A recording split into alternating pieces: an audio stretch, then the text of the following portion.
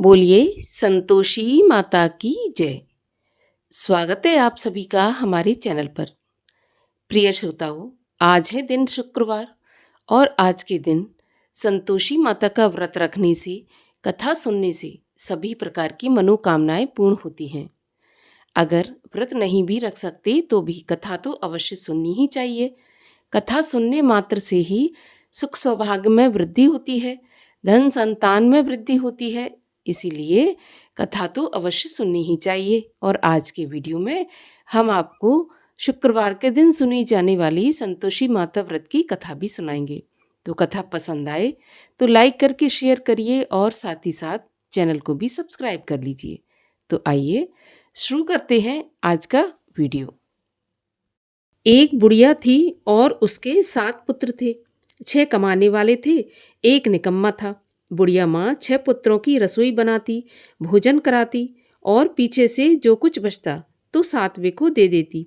परंतु वह बड़ा भोला भाला था, मन में कुछ भी विचार नहीं करता।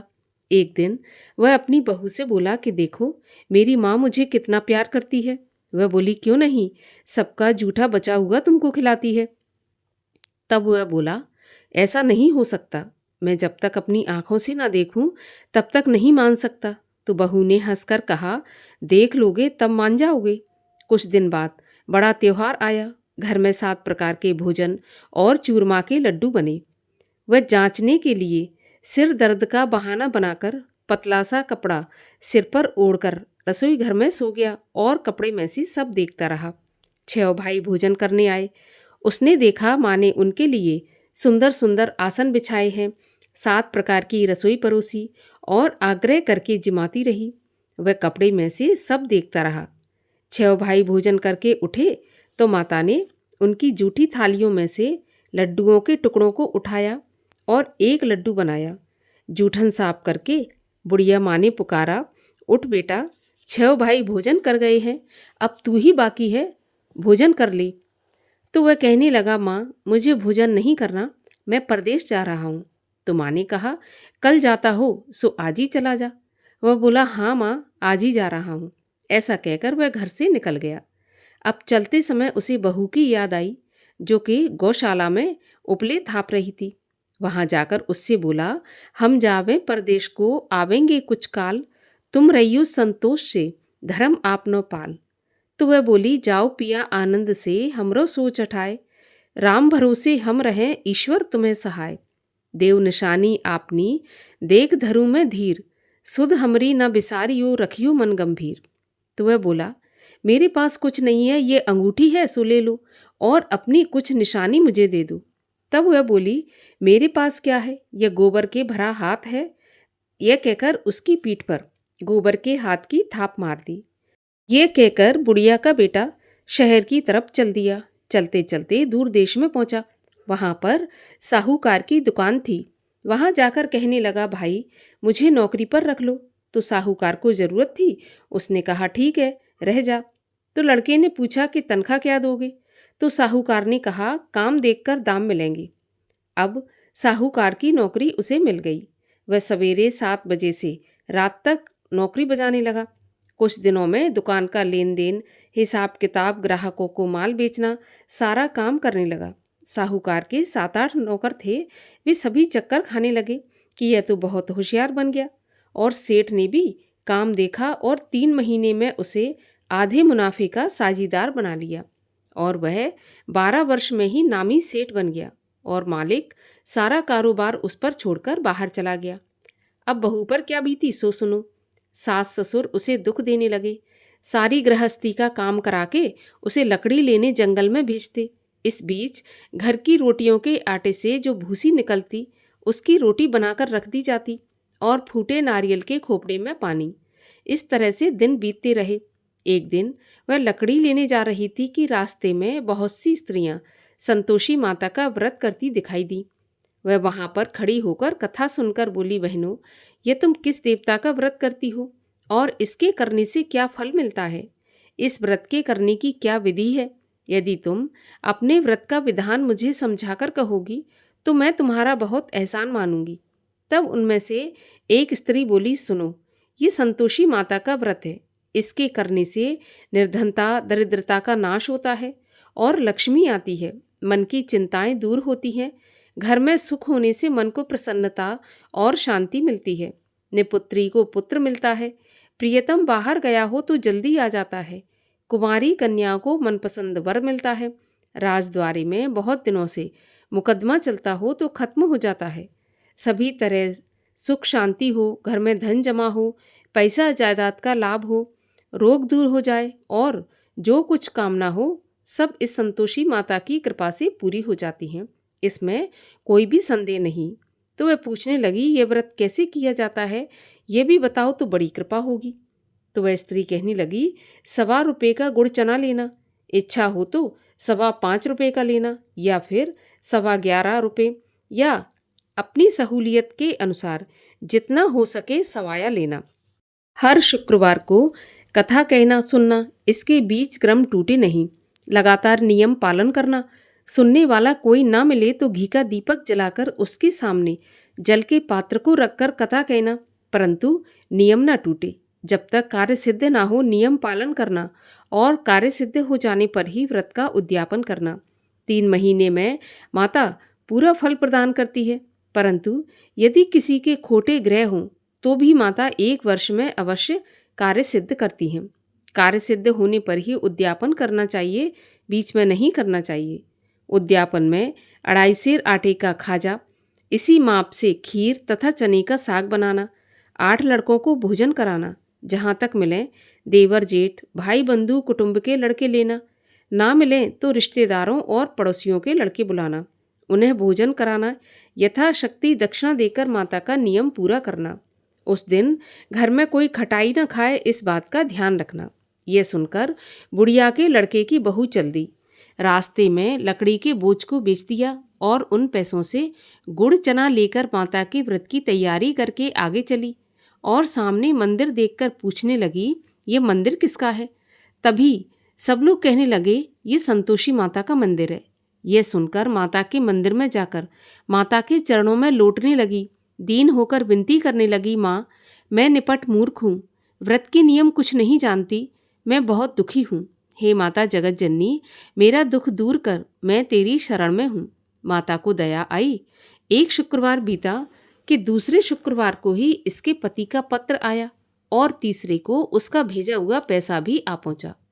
यह देखकर जेठानी मुंह से कोड़ने लगी, इतने दिनों में इतना पैसा आया, इसमें क्या बड़ाई है। लड़के ताने देने लगे। काकी के पास अब पत्र आने लगे, रुपया आने लगा। अब तो काकी की खातिर बढ़ेगी, अब तो काकी बुलाने से भी नहीं बोलेगी। बेचारी सरलता से कहती, भैया पत्र आवे रुपया आवे, हम सबके लिए अच्छा है।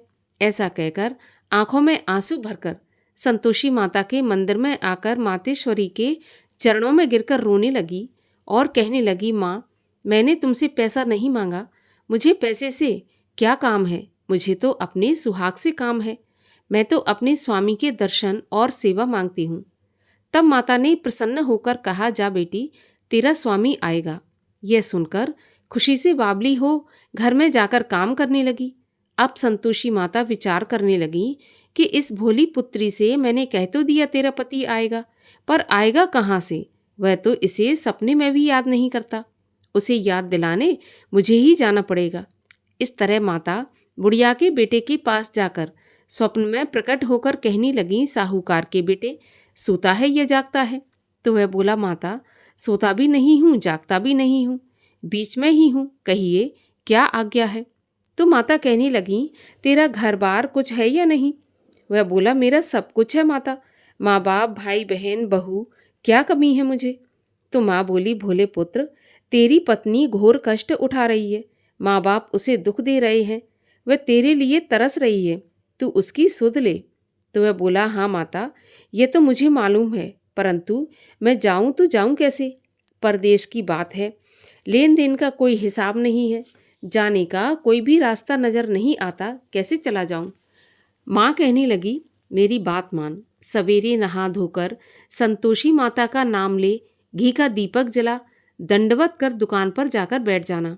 देखते देखते तेरा लेन देन सब चुक जाएगा, जमा माल बिक जाएगा, सांझ होते होते धन का ढेर लग जाएगा। तो वह सवेरे बहुत जल्दी उठ स्नान करके संतोषी माता को दंडवत कर घी का दीपक जलाकर दुकान पर जा बैठा। थोड़ी देर में वह क्या देखता है कि देने वाले रुपया लाए, लेने वाले हिसाब लेने लगे। कोठे में भरे सामानों के खरीदार नगद दाम में सौदा करने लगे। शाम तक धन का ढेर लग गया। माता का चमत्कार देख प्रसन्न हो मन में माता का नाम ले घर ले जाने के वास्ते गहना कपड़ा खरीदने लगा और वहाँ के काम से निपटकर घर को रवाना हुआ। वहाँ बहू बेचारी जंगल में लकड़ी लेने जाती है। लौटते वक्त माँ के मंदिर पर विश्राम करती है। वह तो उसका रोजाना रुकने का स्थान था। तो दूर से धूल उड़ती देखकर माता से पूछती है, माता ये धूल कैसी उड़ रही है? तो माँ ने कहा, पुत्री तेरा पति आ रहा है। अब तू ऐसा कर, लकड़ियों के 3 बोझ बना ले। एक नदी के किनारे रख, दूसरा मेरे मंदिर पर और तीसरा अपने सिर पर रख। तेरे पति को लकड़ी का गट्ठा देखकर मोह पैदा होगा। वह वहाँ पर रुकेगा, नाश्ता पानी बना खाकर माँ से मिलने जाएगा। तब तू लकड़ियों का बोझ उठाकर घर जाना और बीच चौक में गट्ठा डालकर 3 आवाज़ें जोर से लगाना। लो सासू जी, लकड़ियों का गट्ठा लो, भूसे की रोटी दो, नारियल के खोपरे में पानी दो, आज कौन मेहमान आया है। माँ की बात सुनकर बहू बोली, बहुत अच्छा माताजी। और ऐसा कहकर प्रसन्न हो लकड़ियों के 3 गट्ठे ले आई। एक नदी के तट पर, एक माता के मंदिर पर रखा। इतने में ही वह मुसाफिर आ पहुंचा। सूखी लकड़ी देखकर उसकी इच्छा हुई कि अब यहीं पर विश्राम करें और भोजन बना खाकर गांव जाएं। इस प्रकार भोजन बनाकर विश्राम करके वह गांव को गया। सबसे प्रेम से मिला। उसी समय बहू सिर पर लकड़ी का गट्ठा लिए आती है। लकड़ी का भारी बोझ आंगन में डालकर जोर से 3 आवाज़ देती है। लो सासू जी, लकड़ी का गट्ठा लो, भूसे की रोटी दो, नारियल के खोपड़े में पानी दो, आज कौन मेहमान आया है। ऐसा सुनकर सास बाहर आकर अपने दिए हुए कष्टों को भुलाने हेतु कहती है, बहू ऐसा क्यों कहती हो? तेरा पति ही तो आया है। आ बैठ, मीठा भात खा, भोजन कर, कपड़े गहने पहन। इतने में आवाज़ सुनकर उसका स्वामी बाहर आता है और अंगूठी देखकर व्याकुल होकर माँ से पूछता है, माँ ये कौन है? तो माँ कहती है, बेटा ये तेरी बहू है। आज 12 वर्ष हो गए जब से तू गया है, तब से सारे गांव में जानवर की तरह भटकती फिरती है। काम काज घर का कुछ करती नहीं, 4 समय आकर खा जाती है और अब तुझे देखकर भूसे की रोटी और नारियल के खोपरे में पानी मांगती है। तो वह लज्जित होकर बोला, ठीक है माँ, मैंने इसे भी देखा है और तुम्हें भी देखा है। अब मुझे दूसरे घर की चाबी दो तो मैं उसमें जाकर रहूँगा। माँ बोली, ठीक है बेटा, जैसी तेरी मर्जी। ऐसा कहकर माँ ने चाबी का गुच्छा पटक दिया। तो उसने चाबी लेकर दूसरे कमरे में, जो कि तीसरे मंजिल के ऊपर था, उसको खोलकर सारा सामान जमाया। एक दिन में ही वहाँ पर राजा के महल जैसा ठाट बाट बन गया। अब क्या था, वे दोनों पति पत्नी सुखपूर्वक रहने लगे। इतने में अगला शुक्रवार आया तो बहू ने अपने पति से कहा कि मुझे माता का उद्यापन करना है। तो पति बोला, बहुत अच्छा, खुशी से करो। वह तुरंत ही उद्यापन की तैयारी करने लगी। जेठ के लड़कों को भोजन के लिए कहने गई। उसने मंजूर किया, परंतु पीछे जेठानी अपने बच्चों को सिखाती है कि देखो रे, भोजन के समय सभी लोग खटाई मांगना, जिससे इसका उद्यापन पूरा ना हो। लड़के जीमने आए, खीर पेट भर कर खाई, परंतु जैसे ही माँ की बात याद आई तो कहने लगे, हमें कुछ खटाई खाने को दो, खीर खाना हमें नहीं भाता, देखकर अरुचि होती है। तो बहू कहने लगी, खटाई किसी को नहीं दी जाएगी, ये तो संतोषी माता का प्रसाद है। तो लड़के तुरंत उठकर खड़े हुए और बोले, पैसा लाओ। भोली बहू कुछ जानती नहीं थी, सो उन्हें पैसे दे दिए। लड़के उसी समय जाकर के इमली लेकर खाने लगे। ये देखकर बहू पर संतोषी माता ने कोप किया। राजा के दूत उसके पति को पकड़कर ले गए। जेठ जेठानी मनमाने खोटे वचन कहने लगे। लूट लूट कर धन इकट्ठा करके लाया था, सो राजा के दूत पकड़कर ले गए। अब सब मालूम हो जाएगा जब जेल की रोटी खाएगा। बहू से ऐसे वचन सहन नहीं हुए। रोती रोती माता के मंदिर में गई। हे माता, तुमने ये क्या किया? हंसाकर क्यों रुलाया? माता बोली, पुत्री तूने उद्यापन करके मेरा व्रत भंग किया है, इतनी जल्दी सारी बातें भुला दी। तो वह कहने लगी, माता भूली नहीं हूँ, ना ही कुछ अपराध किया है, मुझे तो लड़कों ने भूल में डाल दिया। मैंने भूल से उन्हें पैसे दे दिए, मुझे क्षमा कर दो माता। मैं फिर से तुम्हारा उद्यापन करूंगी। माँ बोली, अब भूल मत करना। तो वह बोली, अब भूल नहीं होगी माँ। अब बताओ मेरे पति कैसे आएंगे? तो माँ बोली, जा पुत्री, तेरा पति तुझे रास्ते में ही आता मिलेगा। अब वह घर को चली तो रास्ते में उसे पति आता मिला। उसने पूछा, तुम कहाँ गए थे? तो वह कहने लगा कि इतना धन जो कमाया है उसका टैक्स राजा ने मांगा था, वही भरने गया था। वह प्रसन्न होकर बोली, भला हुआ, अब घर चलो। कुछ दिन के बाद फिर शुक्रवार आया तो वह बोली, मुझे माता का उद्यापन करना है। पति ने कहा, करो। फिर वह जेठ के लड़कों से भोजन को कहने गई तो जेठानी ने एक दो बातें सुनाई और लड़कों को सिखा दिया कि अब तुम पहले ही खटाई मांगना। तो लड़के कहने लगे, हमें खीर खाना नहीं भाता, जी बिगड़ता है, कुछ खटाई खाने को दो। तो बहू बोली, खटाई खाने को नहीं मिलेगी, खाना हो तो खाओ। और वह ब्राह्मणों के लड़कों को लाकर भोजन कराने लगी। यथाशक्ति दक्षिणा की जगह एक एक फल उन्हें दिया। इससे संतोषी माता प्रसन्न हुई। माता की कृपा होते ही 9वें महीने उसको चंद्रमा के समान सुंदर पुत्र प्राप्त हुआ। पुत्र को लेकर प्रतिदिन माता जी के मंदिर में जाने लगी। माँ ने सोचा कि यह रोज आती है, आज क्यों ना मैं ही इसके घर चलूं, इसका आसरा देखूं तो सही। ऐसा सोचकर माता ने भयानक रूप बनाया। गुड़ और चने से सना मुख, सूंड के समान होंठ, उस पर मक्खियां भिन भिना रही थीं। दहलीज में पांव रखते ही उसकी सास चिल्लाई, देखो रे, कोई चुड़ैल आ रही है, लड़को इसे भगाओ नहीं तो यह सबको खा जाएगी। लड़के डरने लगे और चिल्लाकर खिड़की बंद करने लगे। छोटी बहू रोशनदान में से देख रही थी। प्रसन्नता से पगली होकर चिल्लाने लगी, आज मेरी माता मेरे घर आई हैं। यह कहकर बच्चे को दूध पिलाने से हटाती है। इतने में सास का क्रोध फूट पड़ा। बोली, देखो कैसी उतावली हुई जो बच्चे को पटक दिया। इतने में माँ के प्रताप से जहाँ देखो वहाँ लड़के ही लड़के नजर आने लगे। वह बोली, माँ जी, मैं जिनका व्रत करती हूँ ये वही संतोषी माता हैं। इतना कहकर झट से सारे घर के किवाड़ खोल दिए। सबने माता के चरण पकड़ लिए और विनती करके कहने लगे, माता, हम मूर्ख हैं, अज्ञानी हैं, पापी हैं। आपके व्रत की विधि हम नहीं जानते। आपका व्रत भंग करके हमने बहुत बड़ा अपराध किया है। हे माता, आप हमारा अपराध क्षमा करो। इस प्रकार माता प्रसन्न हुई। माता ने बहू को जैसा फल दिया वैसा सबको दें। जो ये कथा पढ़े या सुने उसका मनोरथ पूर्ण हो। बोलो संतोषी माता की जय। और आइए अब करते हैं संतोषी माता की आरती। जय संतोषी माता मैया, जय संतोषी माता, अपने सेवक जन की सुख संपत्ति दाता।